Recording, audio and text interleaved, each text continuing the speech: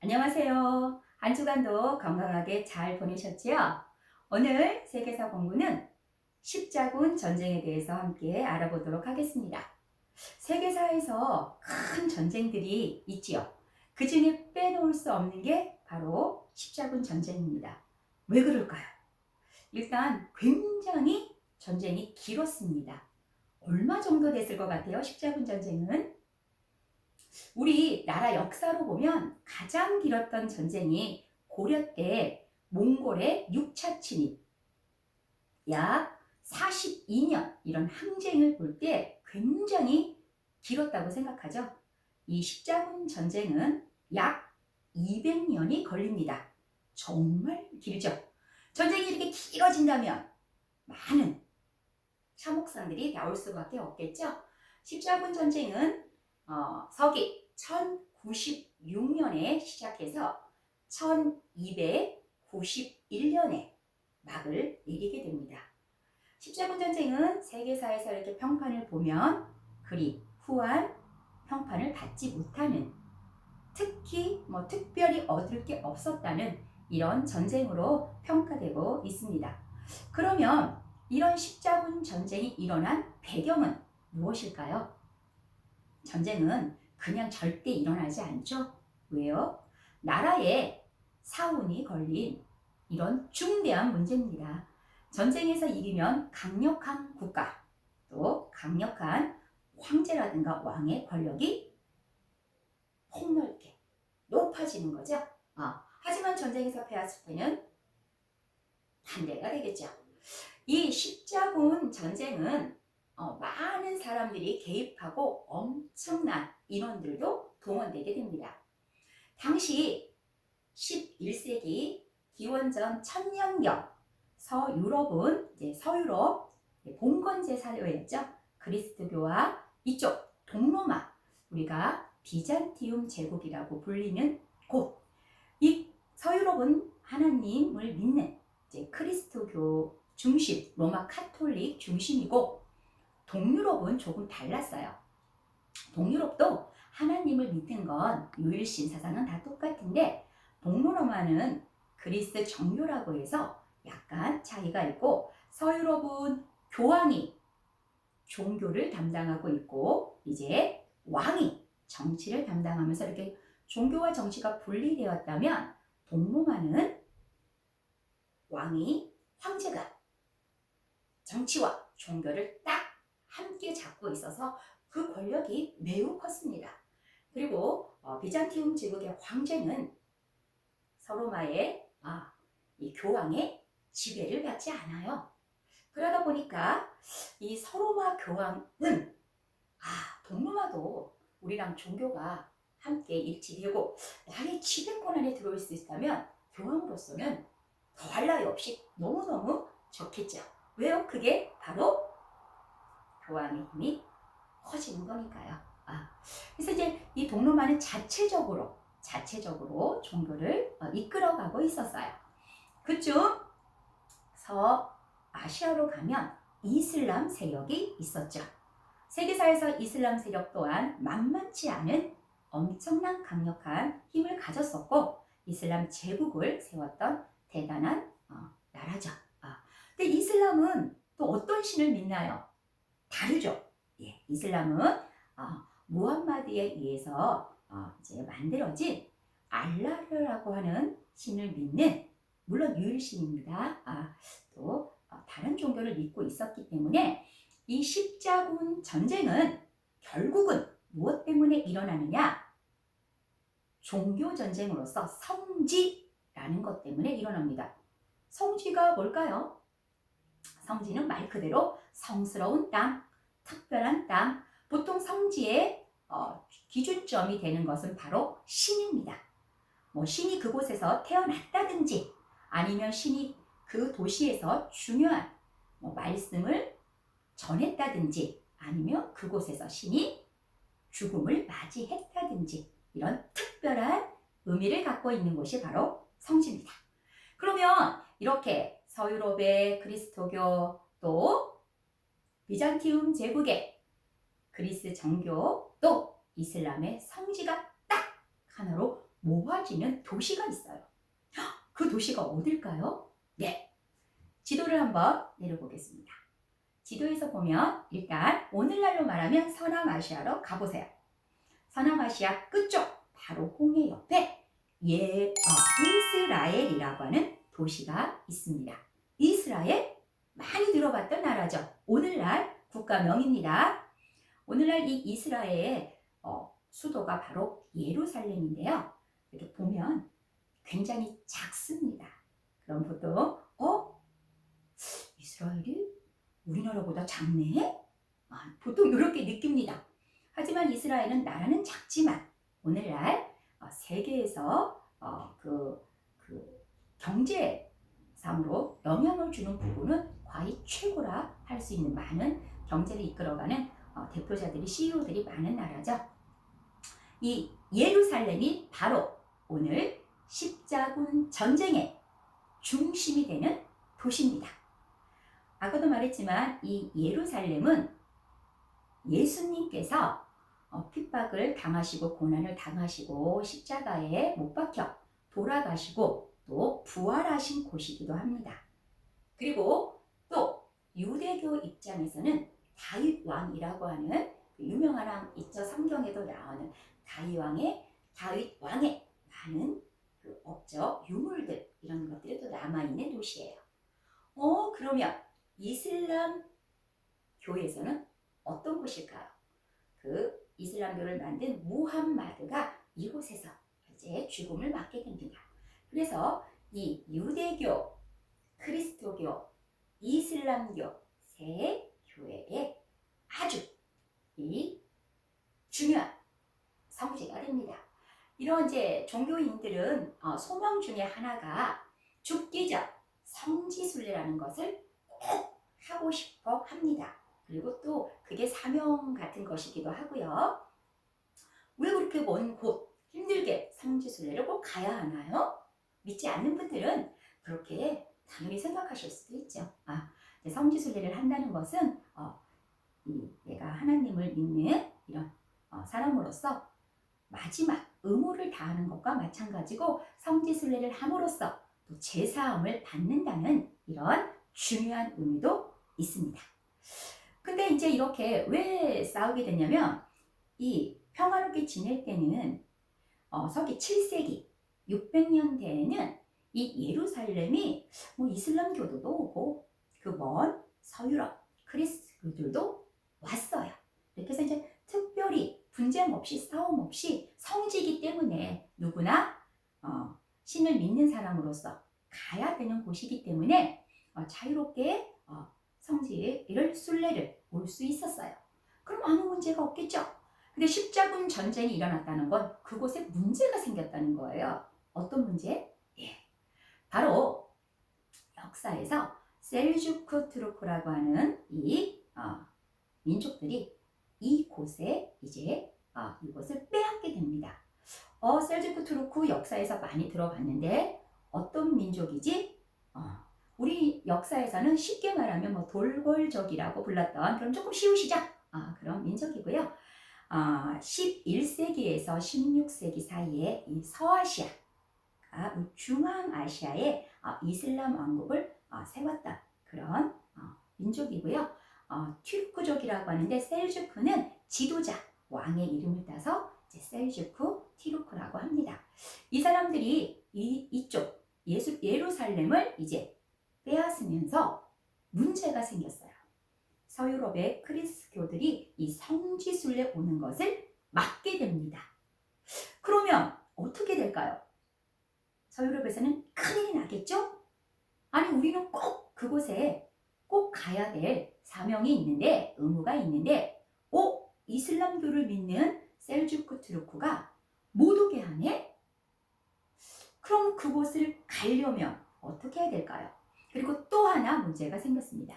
이 강력한 보통 이 유목 민족들이 기마 민족이잖아요. 그리고 세계사에서 보면 전쟁을 기동력을 가지고 바람처럼 빨리 전쟁을 굉장히 잘하고 굉장히 강력한 이런 민족이었어요.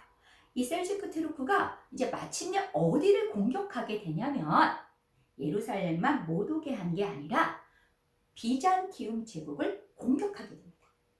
비잔티움 제국의 수도 이름 생각나시나요? 이름이 좀 길어요. 콘스탄티노폴리스 생각나시죠? 이제 이 셀주크의 공격을 받게 되니까 힘이 약해진 이 비잔티움 제국 황제가 거뜬히 막아냈다면 아무 문제 없죠. 막아내면 아무 전쟁은 막아내면 쳐들어와도 막아내면 아무 문제가 없습니다. 근데 이 당시 알렉시오스 1세 황제는 이 셀주크 트루크족을 이슬람교를 믿는 이 나라를 막아낼 수 있는 능력이 없었어요. 나라가 위기에 달하자 어떤 선택을 할까요? 왕이라면, 황제라면 어떤 선택을 할까요? 우리와 같은 믿음을 가지고 있는 서유럽 교황에게 이제 급히 편지를 보냅니다. 우리 지금 비잔티움 제국이 이슬람 교도들에게 공격을 받아서 위험한 상황이다. 같은 하나님을 믿는 같은 종교인으로서 우리를 좀 교황께서 군대를 보내서 좀 도와달라. 이렇게 간곡한 이제 요청을 하게 됩니다. 이 편지를 받은 우르바노스 2세, 그때 교황이 그분이셨는데 어땠을까요? 마음이. 내심 기뻤다고 합니다. 너무 좋아. 왜? 지금까지는 내 명령권 하에 들어올 수 없었어. 자체적으로 이끌어 갔기 때문에 우리 이 교황, 나를 대수롭지 생각하지 않았던 비잔티움 제국이었잖아요. 근데 나에게 요청을 하네, 도움을, 아쉬운 소리를 하네. 이번에 내가 비잔티움 제국을 도와주고 이 기회에 내가 황제 위에 서고 싶은 이런 마음, 욕심이라고 할 수 있죠? 사람이라면 누구나 가질 수 있어요. 그 권력 앞에서는 다들 이런 마음을 갖게 된다고 합니다. 그래서 이제 좋은 기회야. 교황에게는, 우르바누스 2세에게는 굉장히 좋은 기회가 왔습니다. 처음이었어요. 비잔티움 제국에서 도와달라는 요청이. 그러면 전쟁을 해야 되는데 군대를 모아야 되겠죠. 그래서 이 우르바누스 2세는 프랑스의 작은 마을인 클레르몽이라는 곳으로 갑니다. 그곳에 가서 성직자와 이제 왕을 모아놓고 아주 호소를 하죠. 지금 우리 형제 비잔티움 제국의 셀주크 투르크 이민족 이슬람들이 쳐들어왔다. 위험하다고 한다. 도와달라고 한다. 그리고 우리가 또 하나 우리 성지를 찾아와야 되지 않겠느냐. 이 교도들로부터 우리의 성지를 찾아오자. 이렇게 아주 열정적인 연설을 하게 됩니다. 이 말을 듣고 성직자들 당연히 예루살렘 중요한 곳이니까 찾아와야겠죠. 그리고 이제 왕들, 또 영주들, 이 사람들도 쾌히 승낙을 하게 됩니다. 왜요?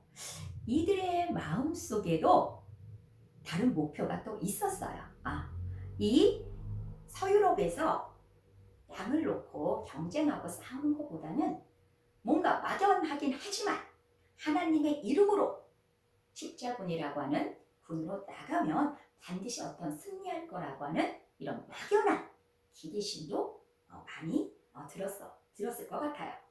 그래서 이제 십자군이 이제 1095년에 클레르몽 공의회에서 이제 이렇게 교황의 고소로 이제 십자군이 만들어지면서 드디어 1096년에 정예병이라고 하는 약 8만 명에 되는 군대들이 이제 출정 떠나게 됩니다. 생각해 보세요. 거리를 한번 생각해 보세요. 오늘날 교황청이 이제 로마, 이탈리아에 있죠. 그 위에 이런 프랑스, 이런 서유럽들이 있는데 그곳에서 물론 이제 말을 타고 올 경우는 좀 덜 힘들겠지만 모든 군사들이 다 말을 타고 올 수는 없겠죠. 그러면 거리가 얼마나 멀겠습니까? 전쟁이라는 것도 사람이 하는 것이기 때문에 전쟁 중에도 때가 되면 식사를 해결해야 되고 계속 싸울 수 없죠. 로봇 아니니까. 그러면 잠도 자야 되고, 그러니까 오는 시간 자체가 굉장히 연몇시 길어지게 됩니다. 특히 이 정예병이 출전하기 전에 군중, 민중 십자군이라고 해서 피에르라고 하는 사람이 하나님의 계시를 받았다 해서 이 군인도 아닌 농민들, 여자들, 많은 이런 노인들, 이런 사람들까지도 출발하게 됩니다. 이 사람들은 군인이 아니에요. 그러니까 전쟁이라는 걸 잘 이해를 못했죠. 근데 여기서 이 종교로서 마음을 크게 이 사람들이 움직일 수 있게 한 것 중에 하나가 이 교황이 호소한 것 중에 십자군에 우리가 하나님의 땅 성지를 찾아오는 곳에 우리가 나가게 되면 죄를 사함받을 수 있다는 이런 죄 다 사해질 거야. 이런 메시지가 굉장히 강력하게 이제 들어가 있음으로 인해서 그 죄 사함을 받는다는 것에 많은 사람들이 군중들이 뛰어들기도 했습니다.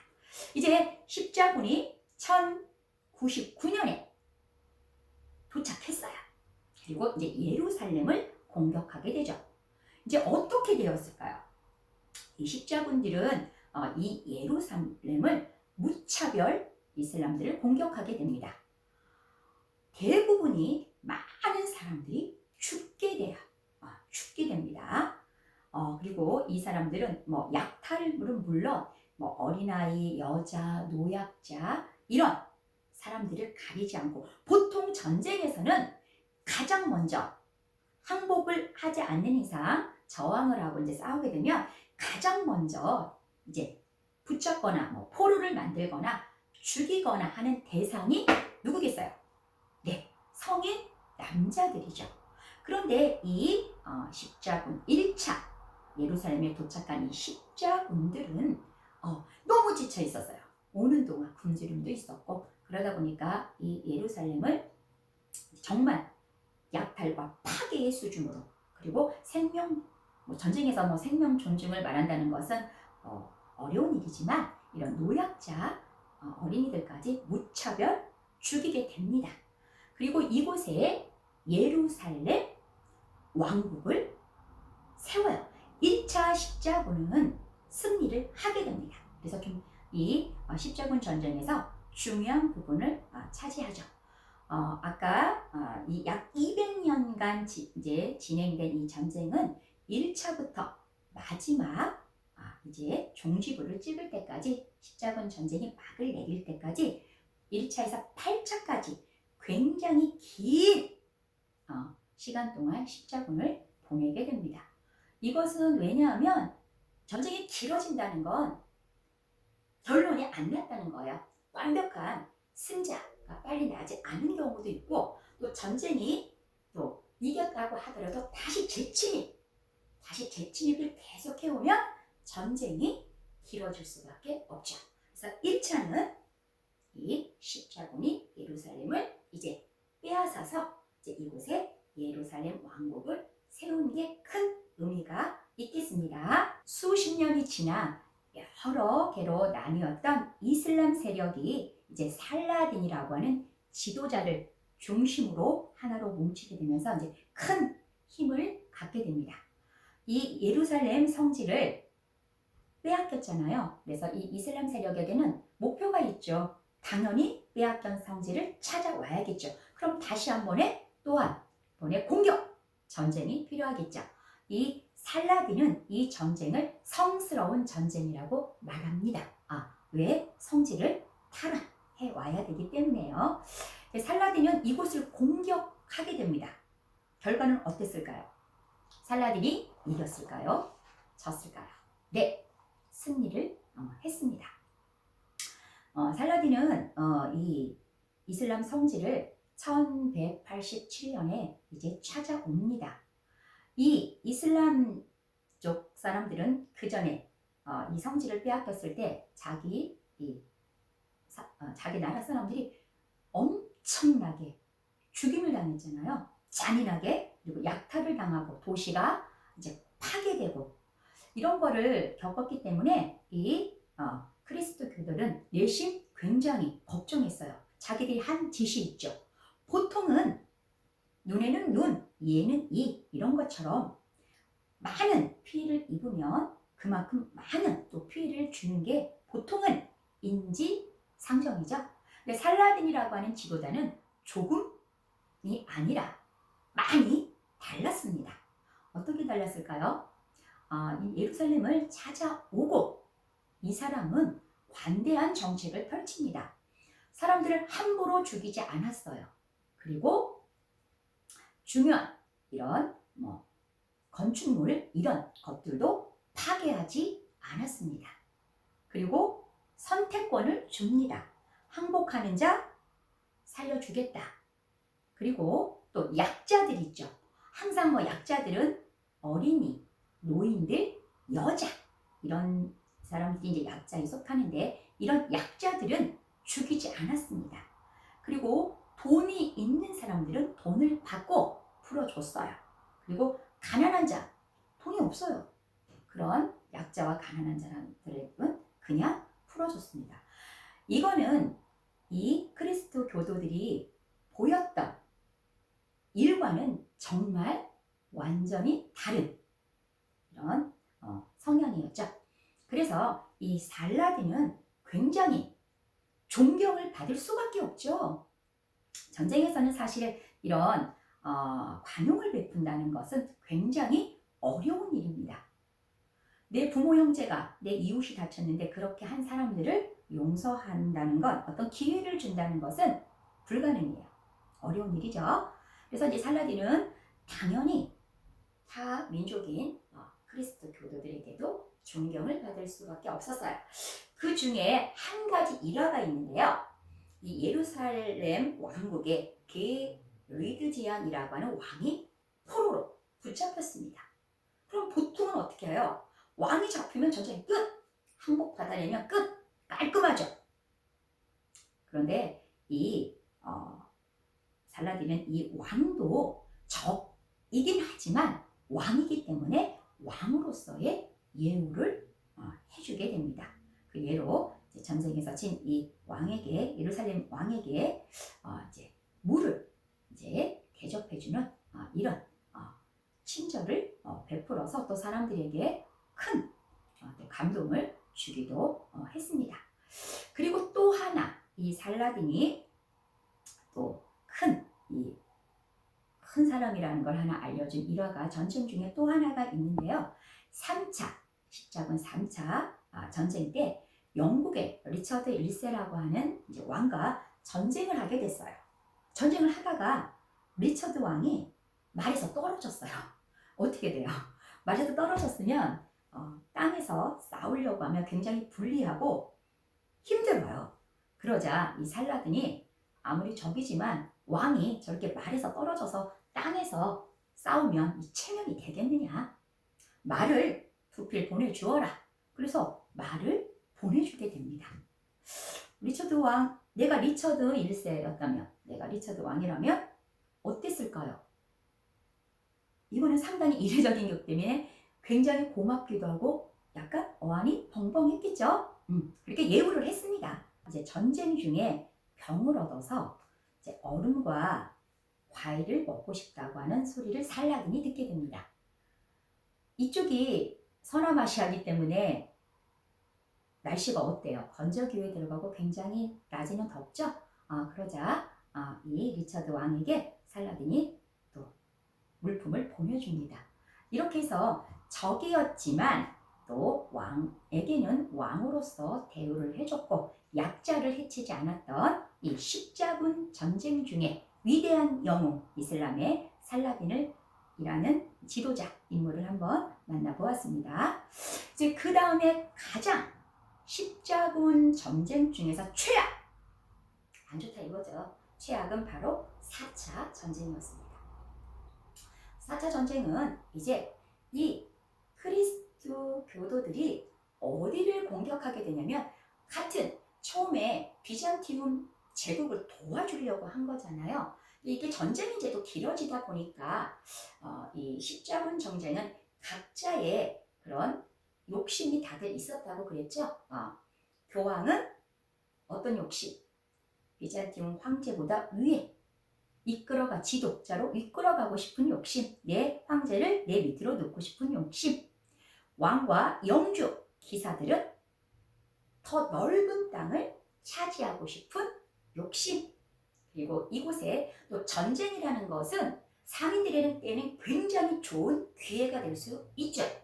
상인들에게 가장 중요한 건 무엇일까요? 전쟁 물품을 대고 그 사이에 많은 돈을 벌어서 이익이 되는 게 상인들의 돈을 많이 버는 게 목적이겠죠. 그리고 농노들, 중세시대 때 굉장히 힘들게 살던 이 농노들도 이제 좀 더 다른 이 지배에서 벗어날 수 있는 이런 자유, 이런 거를 꿈꾸게 됐습니다. 사차는 같은 형제인, 같은 믿음을 가진 콘스탄티노폴리스를 공격해서 완벽한 약탈이 시작되게 됐습니다. 그래서 이게 도대체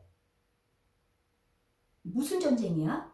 이게 누구를 위한 전쟁이야? 이런 의문점을 가지게 했던 것이 바로 잔인했던 비잔티움을 제국을 공격했던 콘스탄티노폴리스, 그 천년을 갔던 그 도시가 얼마나 많은 보물들, 많은 귀중품들이 있었겠어요. 약탈자들에게는 뺏어가기 굉장히 많았겠죠. 그래서 이 비잔티움 제국에 충격을 줬던 전쟁이 바로 4차 전쟁이었습니다. 이 4차 전쟁을 지나고 나머지 5차, 6차, 7차, 8차는 큰 성과가 없습니다. 굉장히 강력해진 이슬람군에게 번번이 졌고 승리를 거둔 게 없죠. 전쟁은 계속 어떤 명분보다는 세속적으로 변해가게 되죠. 그리고 또 십자군 전쟁에서 굉장히 안타까운 또 이 일 중에 하나가 1212년에 이렇게 조성된 소년 십자군도 있었어요. 소년들, 아직 어린 남자아이들이죠. 이 소년 십자군도 성지를 되찾겠다는 이런 이제 믿음을 가지고 많은 아이들이 뭘 알겠어요. 그런 아이들이 군중에 더해서 크게 늘어났어요. 근데 이 전쟁 훈련도 없는 이런 소년들이 전쟁에서 제대로 싸울 수는 없는 일이겠죠. 이 소년 십자군들에게는 가혹한 일이 기다리고 있었는데요. 이렇게 이제 전쟁으로 배를 타고 오는 중에 상인들에 의해서 이제 이집트의 노예로 많은 소년들이 팔려가게 됩니다. 그래서 이런 끔찍한 일이 또 전쟁 중에 있었습니다. 1291년 마침내 십자군 전쟁이 종지부를 찍게 됩니다. 이 전쟁의 근거지였던 아크르 성이 이제 이슬람군에게 함락당하면서 200년간 피와 땀으로 얼룩진 이 십자군 전쟁이 종지부를 찍고 끝나게 됩니다. 서양 속담에서는 이런 말이 있습니다. 이 십자군 전쟁에서 얻은 것은 살구 열매밖에 없다. 이런 말이 있습니다. 이게 무엇을 뜻하는 걸까요? 살구, 과일 아시죠? 약간 주홍빛 나는 거, 크지도 않고 그렇다고 엄청 맛있지도 않고 먹어서 하나 먹어서 배가 부른 것도 아니고, 이 속담은 의미하는 거는 뭘까요? 십자군 전쟁은 성지를 되찾아 오겠다는 이런 하나님의 계시를 받고 시작된 어떤 성스러운 이런 명분이 있었던 전쟁이지만, 뒤로 점점 갈수록 그 전쟁은 많은 희생만 낳고 시간은 길어지고 또 희생자를 낳으면서 얻은 것이 특별히 없다는 거예요. 누가? 서유럽에서. 이슬람이 이제 이 서유럽의 십자군을 마침내 물리치게 된 거죠. 오늘날에도 이 그리스도교와 이슬람 종교 간에 이런 분쟁들이 많고 서로 좋아하지 않습니다. 이런 내면에는 이런 과거의 십자군 전쟁이라는 게 영향을 많이 끼쳤다는 것이죠. 이제 결론입니다. 그럼 십자군 전쟁이 이렇게 200년간 지속되면서 도대체 남긴 거는 무엇인가? 서유럽에 큰 변화가 왔겠죠. 전쟁이 졌어요. 어떤 변화가 왔을까요? 가장 첫 번째 변화는 교황의 힘이 굉장히 강했었잖아요. 중세 유럽. 거의 땅에 떨어질 정도로 약해졌다는 겁니다. 교황의 힘이 약해졌다는 건 반대로 누구의 힘은 커졌다는 걸까요? 네, 왕권은 강해졌습니다. 왕은 좋았겠죠. 그리고 중세를 이끌었던 각 지방의 영주들 그리고 기사 세력이 몰락하게 됩니다. 이건 결국 무엇을 의미하는 걸까요? 십자군 전쟁은 중세 유럽에 이제 드디어 봉건제가 이제 무너지는 그런 결론을 가져오는 전쟁으로 이제 평가되게 되죠.